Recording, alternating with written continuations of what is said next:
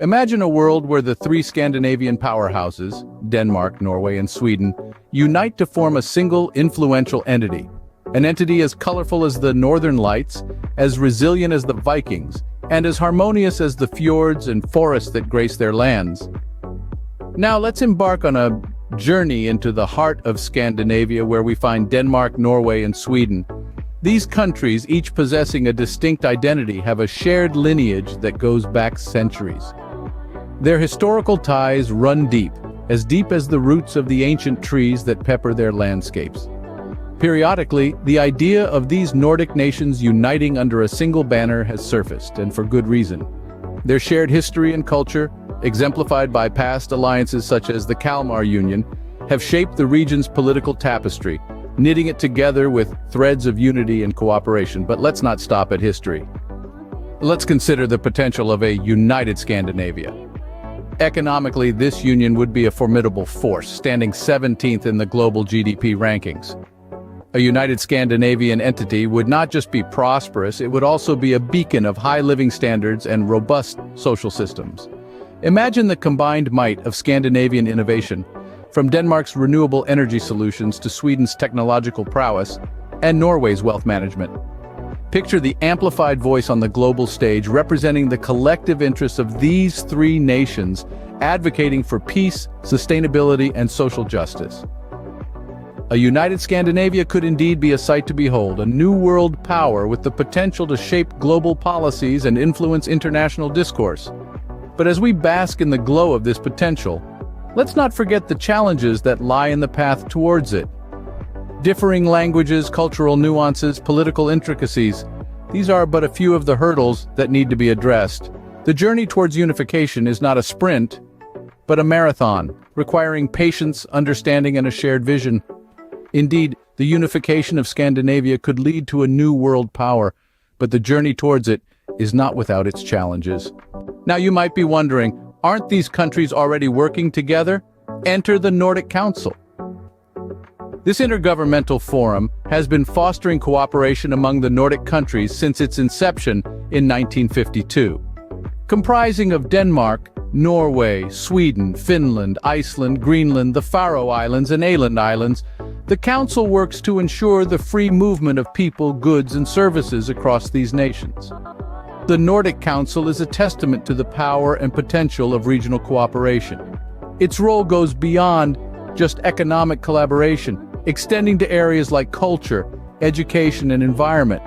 The Council's work has been instrumental in building strong ties among these nations, creating a sense of shared identity and mutual respect.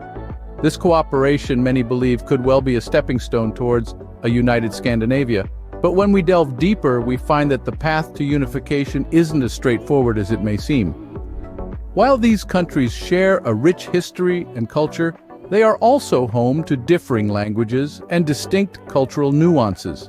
This linguistic and cultural diversity is a double-edged sword.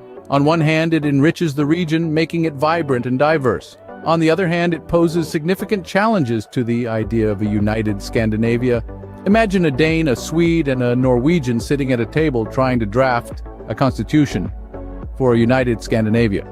Each one brings to the table their own language, their own unique cultural perspective. The Dane insists on including elements of Danish hygge. The Swede argues for the Swedish lagom. And the Norwegian stands firm on the importance of Norwegian friluftsliv. It's a complex negotiation, a delicate balancing act. The role of the Nordic Council, then, is not just about fostering cooperation, but also about managing these differences, about navigating this linguistic and cultural labyrinth. It's about finding common ground amid diversity, about building bridges where walls exist. While the Nordic Council promotes cooperation, unification is a different ballgame, one that requires navigating through a maze of cultural and linguistic differences. Politics isn't always straightforward, especially when it comes to uniting countries with distinct identities. The Scandinavian countries, with their unique histories and cultures, present a case in point. Consider Norway and its sovereign wealth fund. This fund, the largest of its kind in the world, is built on the country's oil riches and managed with a high degree of prudence. It is a cornerstone of Norway's economic stability and a source of immense national pride. Now, if we were to imagine a united Scandinavia, how would this fund come into play? Would it be shared among the united entity, or would Norway continue to manage it independently? These are questions that require sensitive and nuanced political negotiations. Next, let's think about Sweden. With its larger population, it naturally commands a greater political weight. In a united Scandinavia, would this translate into more representation for Sweden? And if so, how would the other countries feel about this? It's a delicate balance to strike, ensuring that every country feels heard and valued while also maintaining fairness and equity. And these are just two examples. We haven't even touched upon the complexities of merging different legal systems, harmonizing tax rates, or managing diverse cultural norms and languages. Each of these aspects would need to be carefully addressed to ensure the successful unification of these nations. These political complexities are but a few of the many hurdles that need to be overcome for a united Scandinavia to become a reality. At the end of the day, it's the people who decide the fate of their nations. And in the Scandinavian realm, there's a symphony of voices, each singing a different tune on the idea of unification. In Denmark, Norway, and Sweden, this concept isn't new. It's like an old folktale told over and over again. Some see it as a tale of hope, a beacon of unity that could strengthen the region's global standing. They envision a united Scandinavia, ranking 17th in the world in terms of GDP, a powerhouse with a high standard of living and robust social systems. They imagine a stronger voice on the global stage, a voice that carries the weight of three nations combined. But not all are swayed by this vision. There are those who value the uniqueness of their individual nations. They cherish their distinct languages, cultures, and political systems. They fear that unification may dilute what makes them uniquely Danish, Norwegian, or Swedish.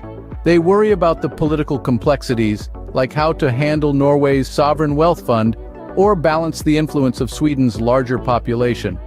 Whether it's a tale of hope or a cause for concern, the idea of a united Scandinavia is a conversation that is far from over. It's a dialogue that needs to continue, a democratic process that must be given the space to grow, to breathe.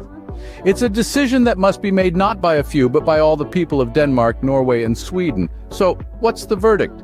Well, that's a question we cannot answer just yet. It's a question that lies in the hands of the people. Will they choose to stand together as one, or will they choose to stand apart, each nation carving its own path in the sands of time? So, will we see a united Scandinavia in the future? Only time and the people can tell.